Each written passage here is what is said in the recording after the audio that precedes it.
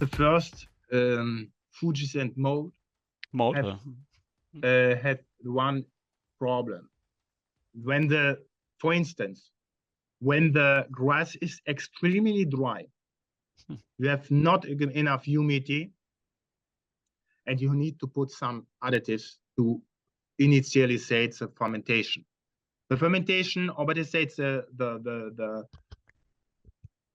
we need to reduce the oxygen inside. We have to absorb the oxygen and eliminate it and bring a CO2 atmosphere inside. That is how we conserve it doing them all the time. And we have to keep it in the bale, this CO2. It have not to go out. And the oxygen have not go in. And two ways. At first, make really compact, firm bales. Remember what I told you with the yellow arrow.